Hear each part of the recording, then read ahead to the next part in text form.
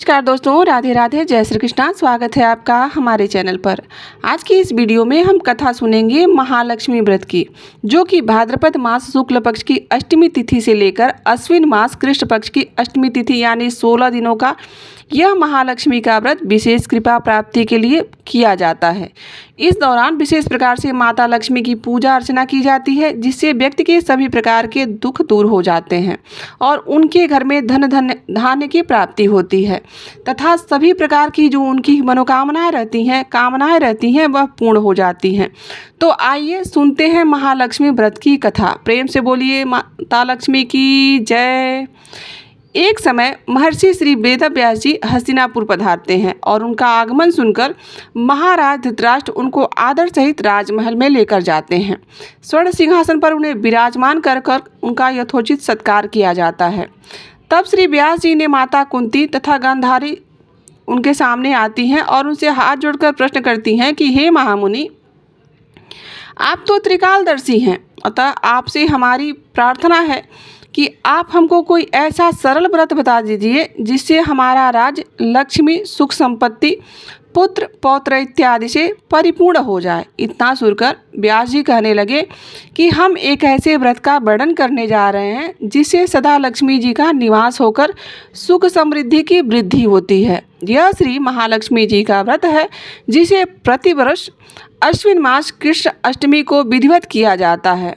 तब उन्होंने कहा कि हे मुनिवर, इस व्रत के विधि के बारे में हमें विस्तार पूर्वक बताइए।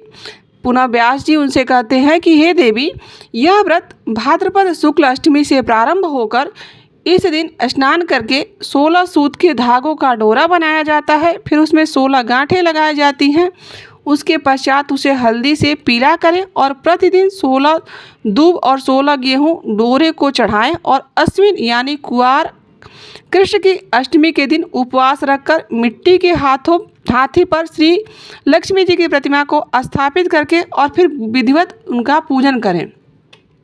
इस प्रकार श्रद्धा और भक्ति सहित महालक्ष्मी जी का व्रत करने से आप लोगों की राज्य लक्ष्मी सदा अवृद्धि होती रहेगी और आपकी राजलक्ष्मी सदैव इसी प्रकार से बनी रहेगी। इस प्रकार व्रत का विधान बतलाकर व्यास जी अपने आश्रम की तरफ पुनः प्रस्थान कर गए। इस समय के अनुसार भाद्रपद शुक्ल अष्टमी से गांधारी तथा माता कुंती अपने अपने महल में नगर की स्त्रियों सहित इस व्रत को करना प्रारंभ कर दी और इस प्रकार से 15 दिन जब बीत गए तो 16वें दिन अश्विन कृष्ण अष्टमी के दिन गांधारी ने नगर की सभी प्रतिष्ठित जो महिलाएं थीं उनको पूजन के लिए अपने महल में बुला लिया था। माता कुंती के यहाँ कोई भी महिला पूजन करने के लिए नहीं आई, साथ ही माता कुंती को भी गांधारी ने नहीं बुलाया था। ऐसा करने से माता कुंती ने अपना बड़ा अपमान समझा। उन्हें लगा कि सबको बुलाया, मुझे क्यों नहीं बुलाया। फिर उन्होंने पूजन की कोई तैयारी नहीं की और उदास होकर बैठ गई थी। जब पांचों पांडवों को इस बारे में पता चला तो वह माता कुंती की उदासी का कारण पूछने लगे। उन्होंने कहा कि हे माता, आज आप इस प्रकार से उदास क्यों हैं? आपने पूजन की तैयारी क्यों नहीं की? तब माता कुंती ने कहा कि हे पुत्र, आज महालक्ष्मी जी का व्रत का उत्सव गांधारी जी के महल में मनाया जा रहा है। उन्होंने नगर की समस्त महिलाओं को बुला लिया है, परंतु उनके 100 पुत्रों ने मिट्टी का एक विशाल हाथी बनाया है, जिस कारण सभी महिलाएं उस बड़े से हाथी का पूजन करने के लिए चली गई हैं, लेकिन मेरे यहाँ कोई नहीं आया। यह सुनकर अर्जुन ने कहा कि हे माता, आप पूजन की तैयारी करें और नगर में बुलावा भी भिजवा दीजिए। हमारे वहाँ स्वर्ग से ऐरावत हाथी आएगी और हम उसी की पूजा करेंगे। इस प्रकार माता कुंती ने नगर में ढिढोरा पिटवा दिया कि पूजा की विशाल तैयारी की जाएगी और उधर अर्जुन ने स्वर्ग से ऐरावत हाथी को बुलावा भेज दिया। इधर सारे नगर में शोर मच गया कि कुंती के महल में स्वर्ग से इंद्र का हाथी ऐरावत पृथ्वी पर उतर रहा है पूजा के लिए। यह समाचार सुनकर सभी जो नर नारी थे, उस नगर के बालक वृद्ध जो भी व्यक्ति था, वह उस तरफ आने लगा और सब वहाँ इकट्ठा हो गए। फिर पुनः उधर गांधारी के महल में हलचल मच गई और सभी वहाँ जो महिलाएं एकत्र थी वह अपनी अपनी थालियाँ लेकर पुनः कुंती के महल की तरफ आने लगी। देखते ही देखते जैसे कुंती का सारा महल ठसाठस भर गया और माता कुंती ने ऐरावत को खड़ा करने हेतु अपने रंगों में चौक पुरवा दिया था और फिर नवीन रेशमी वस्त्र भी बिछवा दिए थे।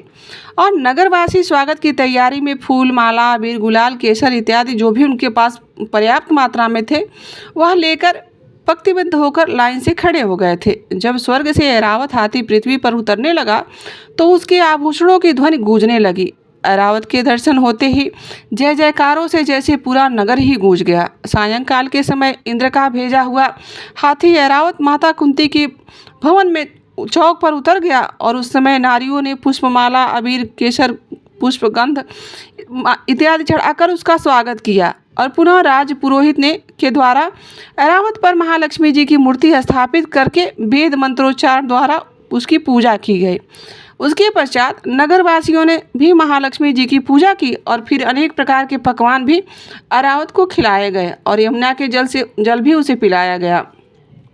फिर जो राज पुरोहित थे उनके द्वारा स्वास्तिवाचन और मंत्रोच्चार भी किया गया। इसके द्वारा महिलाओं ने महालक्ष्मी जी का पूजन किया। इसके बाद 16 गांठों का डोरा लक्ष्मी जी को चढ़ाकर अपने अपने हाथों में बांध लिया।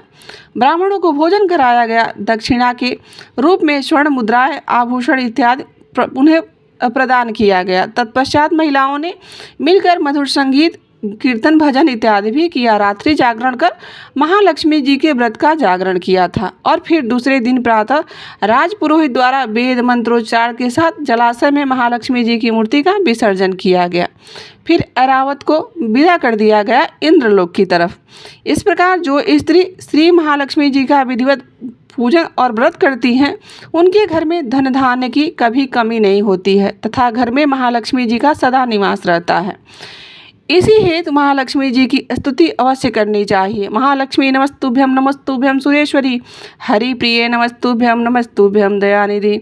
तो प्रेम से बोलिए श्री माता लक्ष्मी की जय, सभी देवी देवताओं की जय। इस प्रकार से जो भी भक्त सच्ची श्रद्धा और नियम निष्ठा के साथ भाद्रपद मास शुक्ल पक्ष की अष्टमी से लेकर अश्विन मास कृष्ण पक्ष की अष्टमी तक 16 दिनों तक महालक्ष्मी की प्रसन्नता के लिए यह व्रत करते हैं, इस दौरान उनका पूजन करते हैं, कथा श्रवण करते हैं और शुद्धता और सात्विकता का संपूर्ण पालन करते हैं, उनके घर में माता लक्ष्मी की विशेष कृपा प्राप्त होती है। उनके घर में कभी दरिद्रता नहीं आती है, उनके घर में सुख समृद्धि की कमी नहीं होती है। तो दोस्तों, यह थी महालक्ष्मी व्रत की कथा और जानकारी। आशा करती हूँ कि आपको यह वीडियो अच्छी लगी होगी। यहाँ तक बने रहने के लिए आप सभी का दिल से आभार। मिलते हैं किसी ऐसी कथा, कहानी और जानकारी के साथ। अभी के लिए बस इतना ही। राधे राधे, जय श्री कृष्णा।